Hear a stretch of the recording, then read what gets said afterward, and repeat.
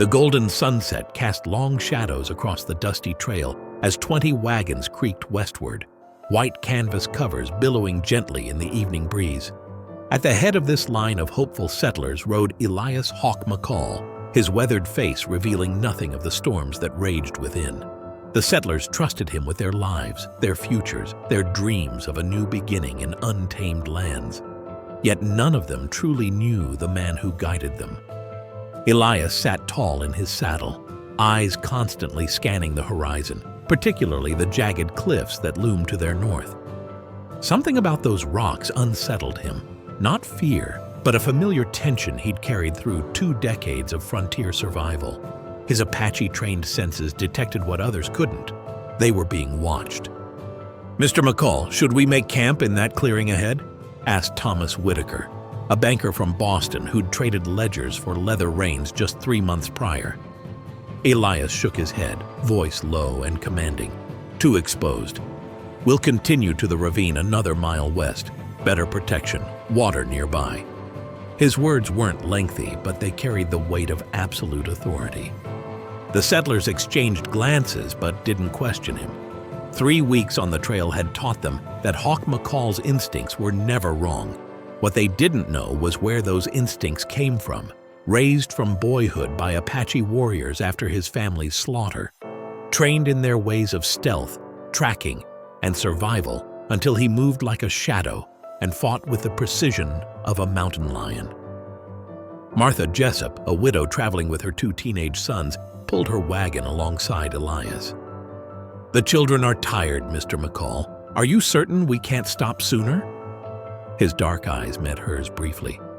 "Certain as sunrise, ma'am. Those ridges aren't empty." Her face paled slightly as she glanced toward the distant cliffs. "Bandits?" "Perhaps."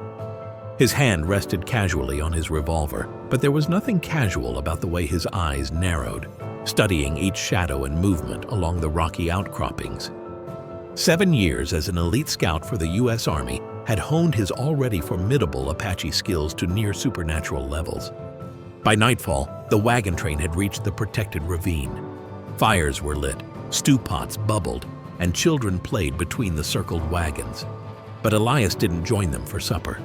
He stood at the perimeter, a silhouette against the darkening sky, watching the distant hills where occasional flashes, perhaps firelight reflecting off metal, confirmed his suspicions. "Something troubling you, Hawk?" Old Jake, the train's blacksmith, approached with a steaming cup of coffee. Elias accepted the cup but didn't drink. "Tell the men to double the watch tonight. Keep the fires low." "Are you expecting trouble?" "Trouble's always expected in these territories. Just some nights it rides closer than others." As families settled into their wagons for the night, young William Jessup, barely 14, approached Elias with wide, admiring eyes. "Mr. McCall, my ma says you can track a fox through rushing water and hit a bullseye at 300 yards. Is it true you lived among the Apache?" Before Elias could answer, a faint, unnatural bird call echoed from the cliffs. To the settlers, it was just another night sound.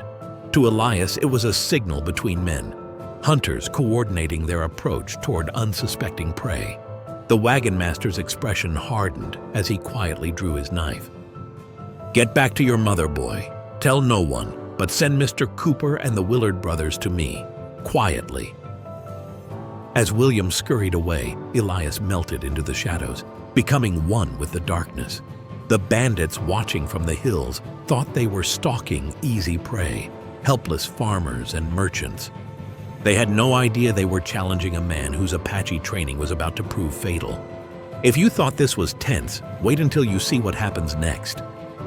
Have you ever been in a situation where you sensed danger before anyone else? Tell me where you're watching from and if you'd trust your instincts like Elias does.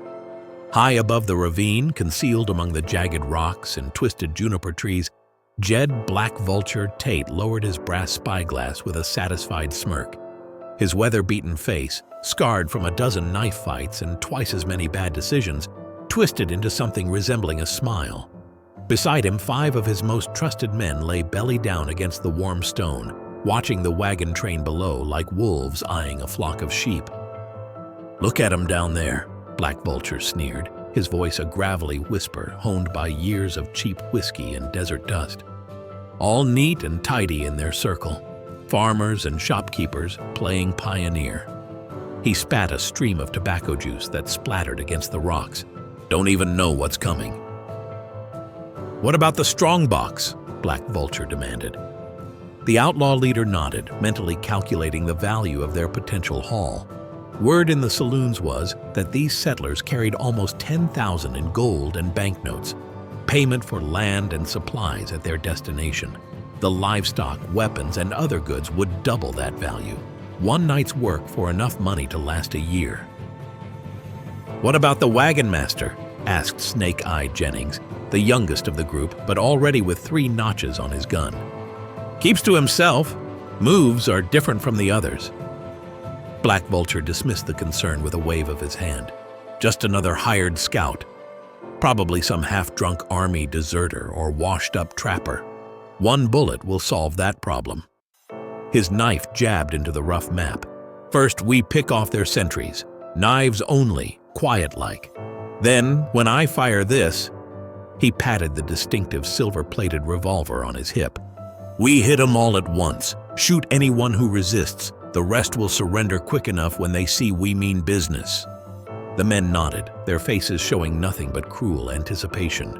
These weren't common thieves, but hardened killers. Ex-soldiers, former prison inmates, border raiders who'd followed Black Vulture for years, leaving a trail of burning homesteads and shallow graves from Texas to Colorado. "What about survivors?" Carlos asked, his Mexican accent thick, but his meaning clear. Black Vulture's eyes grew cold. "No witnesses. When we're done, bury what's left. These pilgrims are about to disappear from God's earth like they never existed." Back at the camp, Elias moved silently between the wagons, every sense heightened. 20 years with the Apache had taught him to read the land like a book. The unusual silence of nightbirds, the faint scent of unfamiliar horses on the breeze, the barely visible tracks at the ravine's edge, all told him a deadly storm was gathering. "Cooper," he whispered to the burly wagon driver who approached, "get every man quietly armed. Tell them to stay low, keep the women and children in the center wagons." "How many are we facing, Hawk?" "At least 20, maybe 30. His voice betrayed no fear, only calm calculation. "They'll come at midnight, from 3 directions." Cooper's eyes widened. "How could you possibly know that?" But Elias was already moving away, gathering dried brush, checking sight lines between the wagons. His mind wasn't on how the settlers would react to the coming attack. It was focused on turning the tables on the predators about to descend upon them. As darkness fully enveloped the camp, Elias made one final circuit of their perimeter. He knew the type of men watching from the hills. He'd hunted their kind before, first with the Apache and later for the army. Men who mistook cruelty for strength, who believed their victims' fear made them powerful. Tonight, they would learn a harsh lesson about true power, about the silent, deadly precision of Apache warfare. And most wouldn't live long enough to regret their mistake. Around the central campfire, a small group gathered as the night deepened. Most of the wagon train's inhabitants had been quietly informed of the danger, their anxious whispers barely audible over the crackling flames. Young William Jessup couldn't tear his gaze from Elias, who was methodically checking his rifle by the firelight. "Mr. McCall," the boy ventured, "how'd you learn to read sign like that? Know there were outlaws before anyone spotted them?" A hush fell over the group. For weeks they'd speculated about their mysterious wagon master, his scars, his silence, his uncanny abilities. Now, with death possibly hours away, curiosity overcame propriety. Elias remained focused on his weapon for a long moment before answering. "Wasn't born knowing it." His voice was low, each word carefully measured. "Learned from the people." Old Jake leaned forward. "The Apache, you mean?" Elias nodded once, memories flickering behind his dark eyes. "I was 7 when Comancheros raided our homestead. Killed my parents, my sister. Would have killed me too, but a hunting party from the Chiricahua band found me first." His hands continued their practiced movements, checking the action of his rifle. They took me in, raised me as one of their own. Martha Jessup gasped softly. For how long? 12 years. Elias's expression remained impassive, but something in his tone shifted. Learned their ways, their language, how to move through desert without leaving sign, how to fight. Then you left them, Thomas Whitaker asked. A shadow crossed Elias's face. Army scouts found me, recognized I wasn't Apache by blood, convinced me to work for them, tracking, scouting. 7 years I showed soldiers how to find hostile bands. His hands finally stilled on his weapon, until I saw what they did with my information. Watched soldiers massacre a peaceful camp. Women, children. His voice hardened. I quit that day, been leading wagons west ever since. The settlers exchanged glances, suddenly seeing their guide in a new light. Not just a skilled tracker, but a man caught between two worlds, shaped by both brutality and brotherhood. William's eyes widened with understanding. So that's why they call you Hawk. Elias looked up, surprise momentarily visible on his weathered face. The Apache name, the boy explained. Ma says they called you that because you see everything from above, like a hunting hawk. For the first time, Elias McCall smiled. A brief, tight expression that vanished as quickly as it appeared. Be thankful for that tonight, boy. Those men up there. He nodded toward the distant hills. They think they're hunting us. They don't realize yet. They're the prey. Black Vulture gave the signal. His men began their descent, moving with the practiced stealth of experienced killers.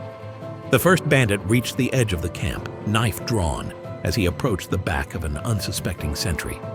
The attack should have been perfect. It wasn't. A tripwire of carefully strung rawhide caught the man's ankle. As he stumbled, a suspended log swung down from the darkness, catching him full in the chest with a sickening crack. His dying gasp was lost in the night. Across the camp, another outlaw froze at a strange sound, a subtle scraping of stone against metal. Too late, he realized it came from behind him. A knife flashed once in the moonlight before finding his throat.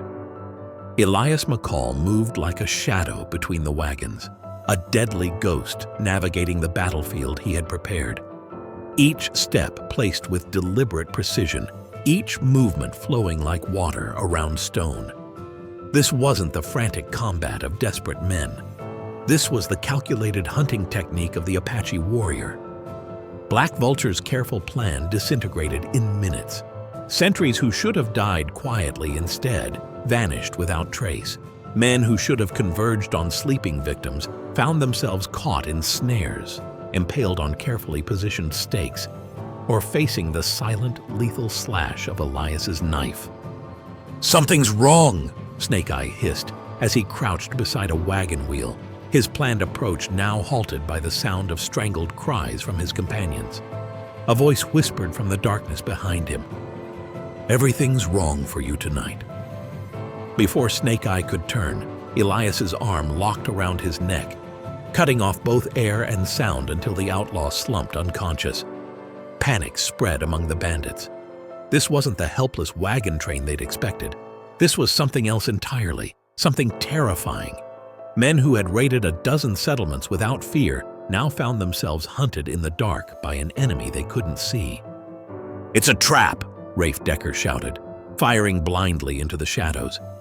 His shot was answered by precise rifle fire from the settlers, now positioned exactly where Elias had placed them, behind wagon wheels, atop carefully stacked crates, within shallow trenches dug hours earlier.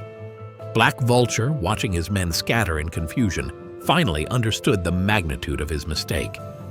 "Fall back!" he bellowed, rage twisting his features. "Regroup at the ridge!" As the surviving bandits fled into the night, Elias stood at the edge of the camp, watching them retreat. 7 of their number wouldn't be leaving.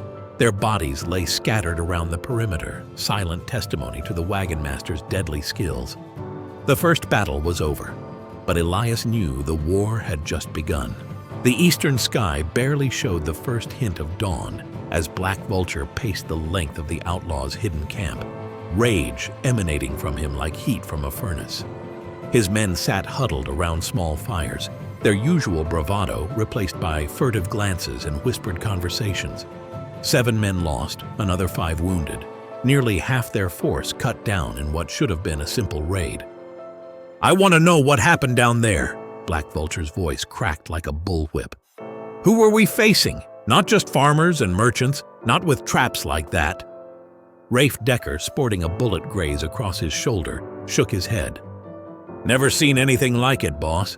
It's like they knew exactly where we'd come from, exactly when we'd hit." "That's impossible," Black Vulture snarled, though doubt had begun to gnaw at him. Someone talked. Someone warned them. The tense silence was broken by the sound of labored breathing. All heads turned to see a figure stumbling into camp. Tanner, one of the men presumed dead in the failed attack. His shirt was soaked with blood, his eyes wide with a fear none of them had seen in him before. "Jesus, Tanner!" Carlos rushed to support the wounded man. "What happened to you?" Tanner collapsed by the fire, trembling despite the desert heat. "It was him," he gasped, his voice barely audible. "Moving through the dark like a devil. Knew every move before we made it." Black Vulture crouched beside him. "Who? The wagon master?" Tanner nodded, grabbing the leader's shirt with bloody fingers. "That ain't no ordinary wagon boss," he wheezed. "That's Hawk McCall." The name sent a ripple through the camp. Even Black Vulture couldn't completely hide his reaction. A tightening around his eyes, a momentary hesitation before he spoke. "The scout? The one raised by Apache?" "Stories don't do him justice," Tanner coughed. "He took down 3 men without making a sound, strung up Parker like he was hanging laundry." His grip weakened as he slumped further. "We're dead men if we go back there." "We're not running," he announced, his voice cutting through the murmurs. "We're regrouping, doubling our numbers." His eyes narrowed as he stared down at the distant wagon train. "I don't care who this McCall thinks he is. No man can stand against 40 guns." Snake Eye, who had escaped the night's disaster with only bruises from Elias's chokehold, looked skeptical. "Boss, if it really is Hawk McCall down there, then I'll have an even better trophy when this is over," Black Vulture interrupted. "Send riders to Broken Ridge. Tell Sully and the Wendell brothers I need every gun they can bring. By tomorrow night, we'll hit that wagon train with everything we've got." In the ravine below, Elias McCall watched the distant riders depart on their recruitment mission, his expression unreadable as the morning sun climbed higher in the endless blue sky. Morning brought an uneasy calm to the wagon train. While children played between the wagons, seemingly oblivious to the night's danger, the adults moved with purpose, following Elias's instructions with newfound respect. No longer did anyone question his methods. The 7 dead outlaws discovered at the perimeter had silenced all doubt. "They'll be back," Elias told the gathered men as they formed a rough circle near the center wagon. "More of them, better armed, better prepared." "Maybe we should move on," Thomas Whitaker suggested. "Try to outrun them to the next settlement." Elias shook his head. 20 slow wagons can't outrun horsemen, and the next outpost is 4 days away. His gaze swept across their faces. "We make our stand here, where I can control the battlefield." Throughout the morning, Elias transformed the camp into a fortress. Wagons were repositioned to create choke points. Shallow trenches were dug at strategic locations. Every advantage of terrain was noted and incorporated into his plan. "Dig here," he instructed Cooper and several others, marking a spot 30 yards from camp. 3 feet deep, line it with these. He indicated sharpened stakes. "Cover it with a brush when you're done." While the men worked, Elias took the settlers with hunting experience aside, positioning them behind natural barriers with clear sight lines. "Don't shoot at movement," he instructed, his voice calm and measured. "Wait until you see a man, then aim for the center." He demonstrated the proper stance, how to control breathing, and how to use available cover. By midday, even the women were integrated into the defense, preparing bandages, loading spare weapons, or learning how to use a knife if attackers breached the perimeter. Martha Jessup proved particularly adept, her determination to protect her sons overcoming any squeamishness at Elias's brutal but effective techniques. "Like this?" she asked, demonstrating a thrust with a kitchen knife. "Higher," Elias corrected, adjusting her grip.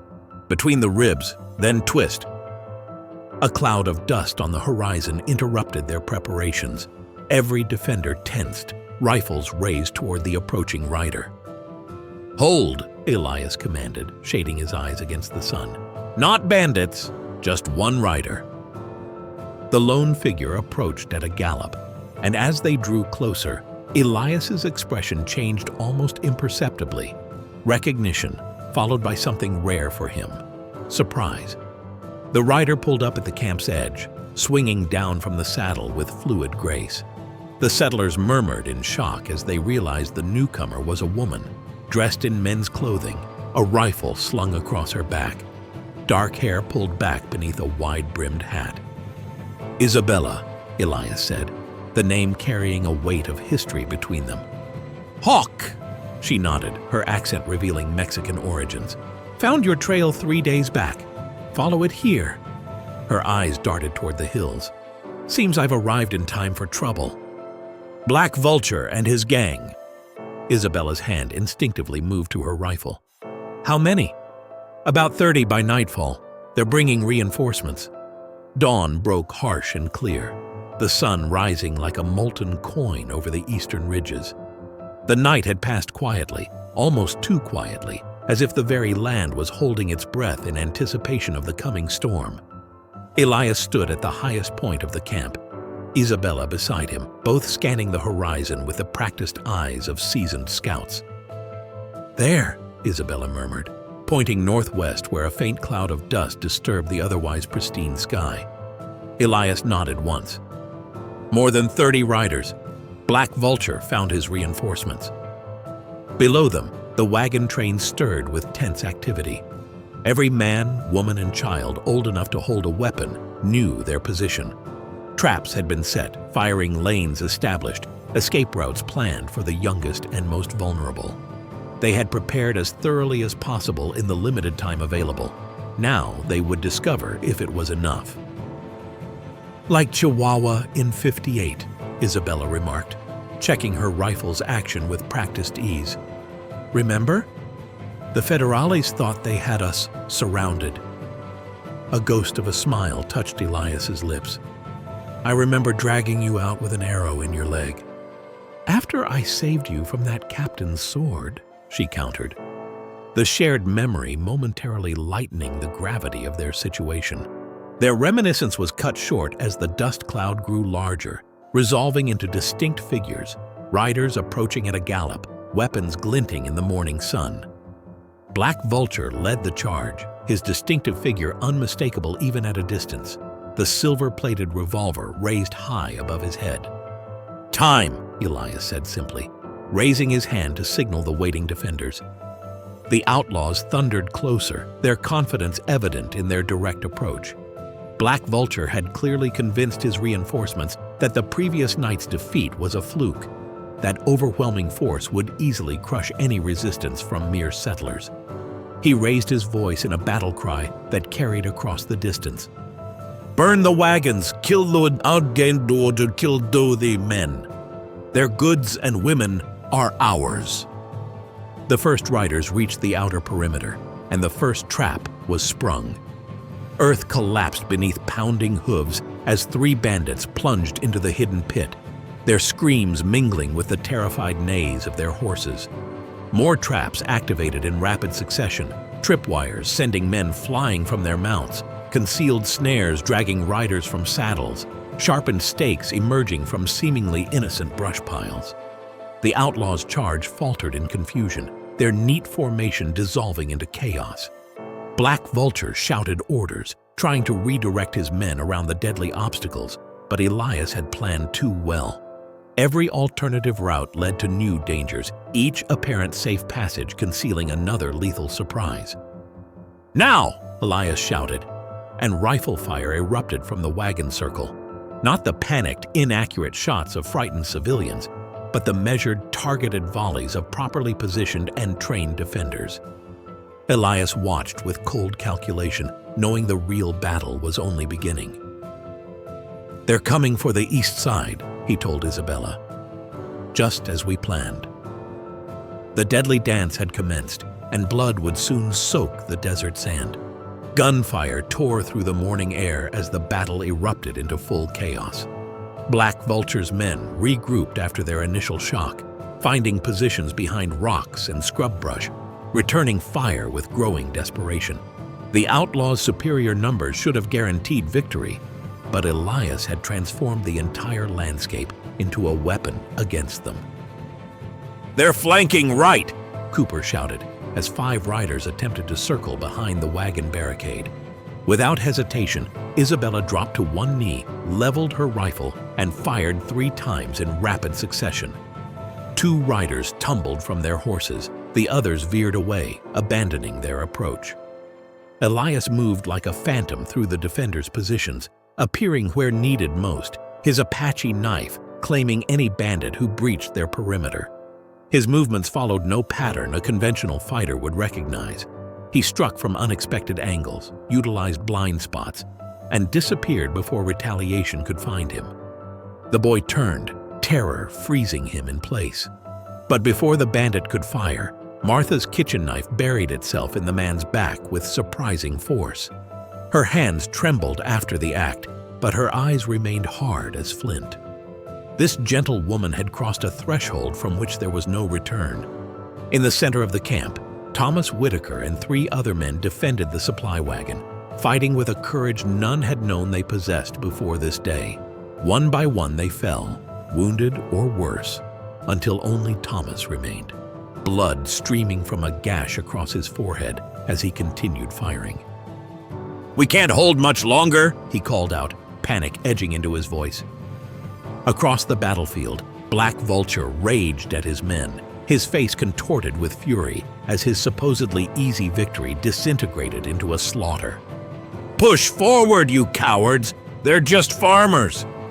But his men had seen too much already, watched too many companions fall to hidden traps or precise gunfire. The savage efficiency of their unseen opponents had shaken even the most hardened among them. Before Black Vulture could respond, a new sound cut through the gunfire.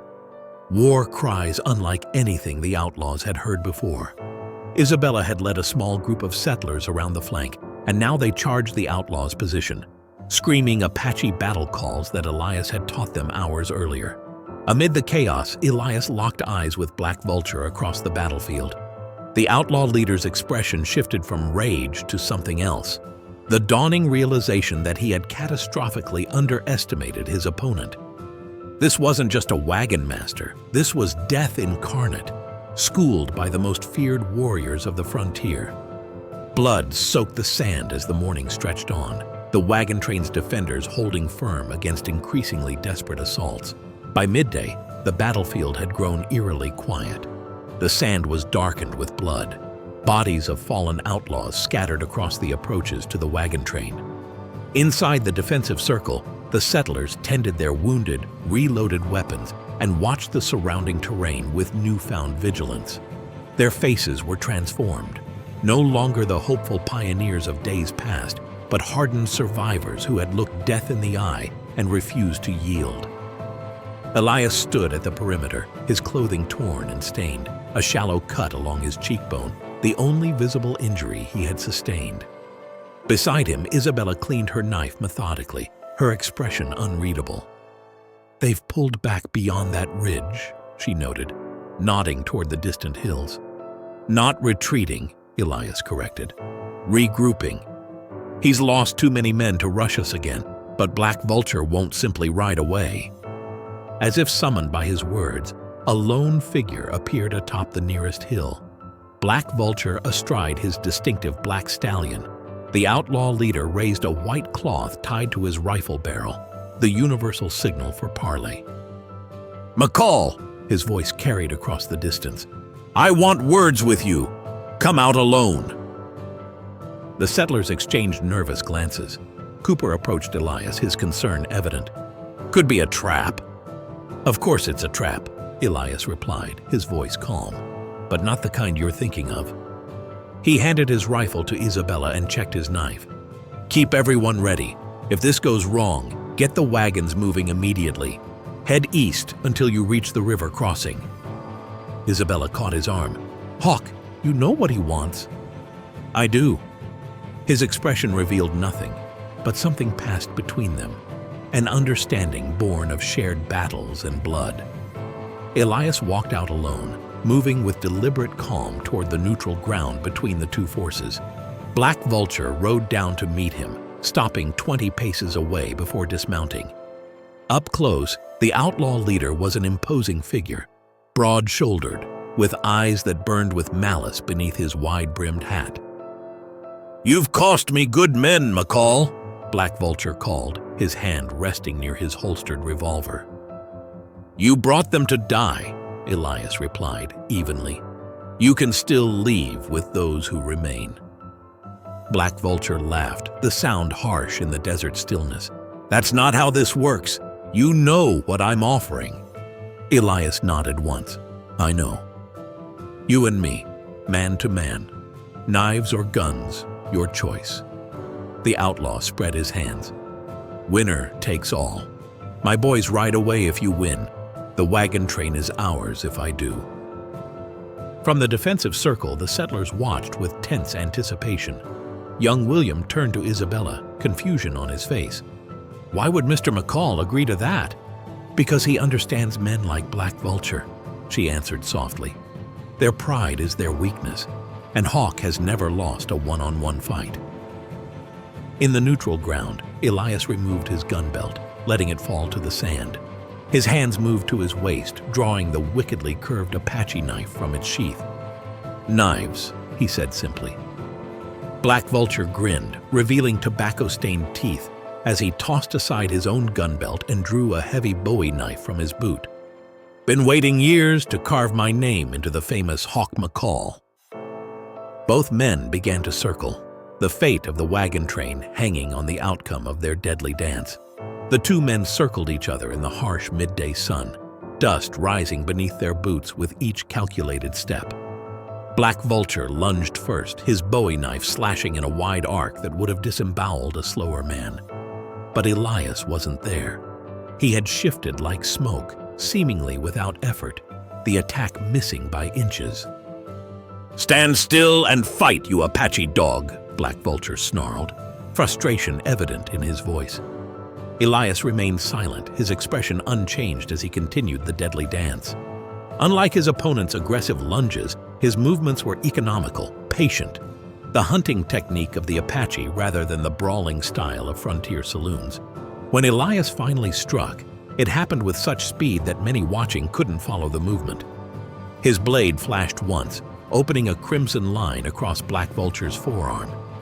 The outlaw howled, more in rage than pain, and redoubled his attacks, each one growing wilder as Elias evaded and countered with surgical precision. Blood soon speckled the sand between them, all of it Black Vulture's. The outlaw's face contorted with growing desperation as he realized he was being systematically dismantled, cut by painful cuts. In a final desperate gambit, Black Vulture feinted left, then dropped low, driving his knife toward Elias's thigh. It was the move of a cornered predator, reckless but potentially deadly.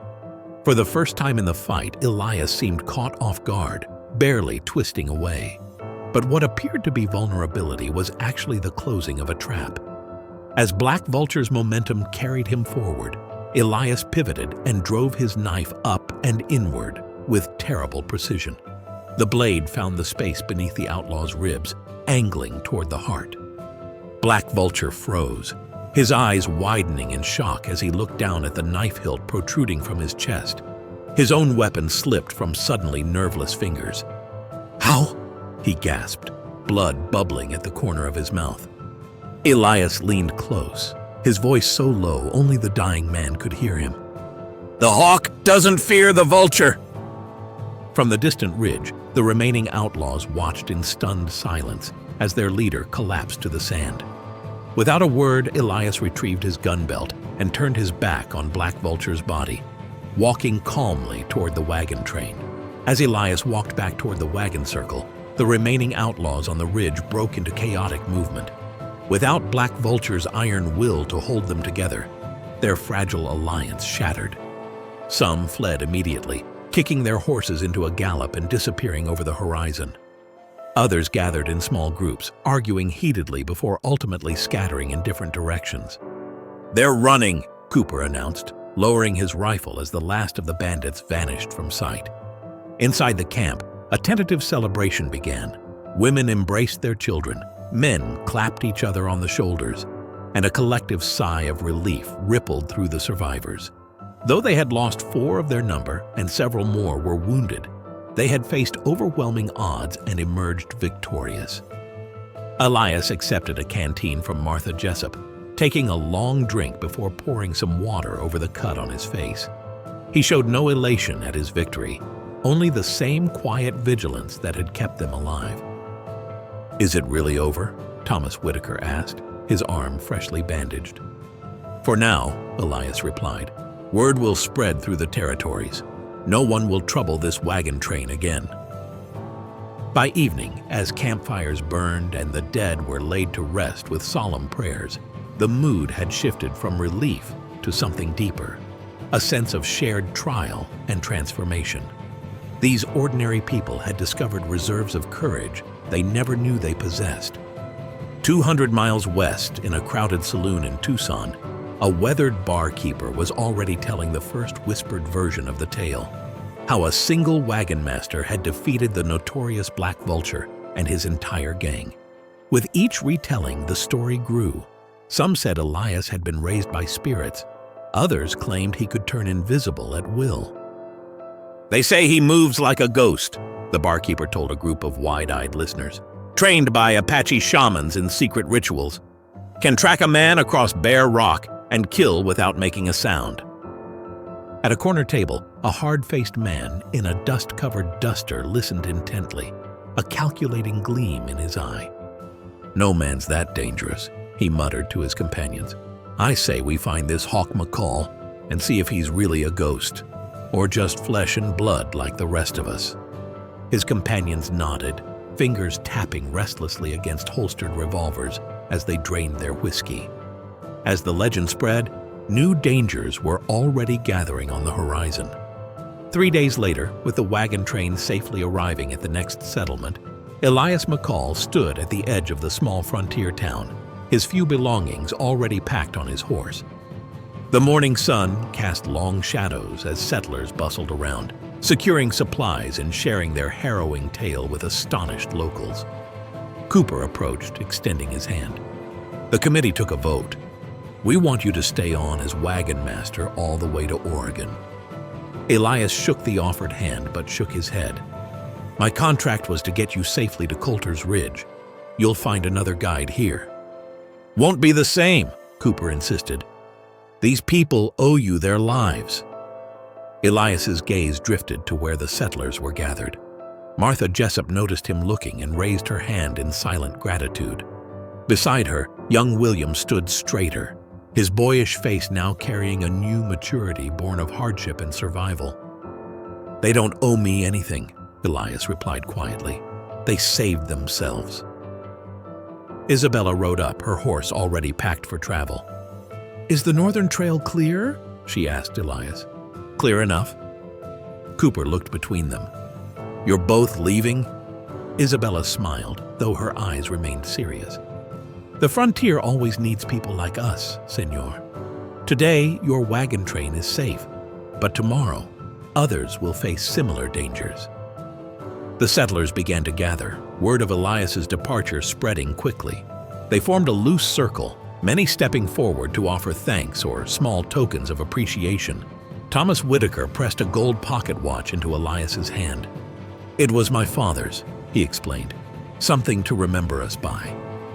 Elias accepted it with a nod, tucking it into his vest pocket. "Keep your eyes open on the trail west," he advised them all. "Stay vigilant, even when danger seems far away." With final farewells exchanged, Elias and Isabella mounted their horses and rode out of town side by side.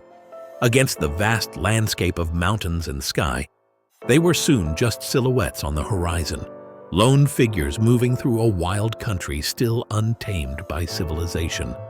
Behind them, their legend was already growing, whispered around campfires and in saloons across the territories. The story of the wagon master with Apache blood in his veins and death in his hands. If you thought this story was wild, you won't want to miss what happens in our next video. The frontier holds many more tales of courage, survival, and justice served the old way.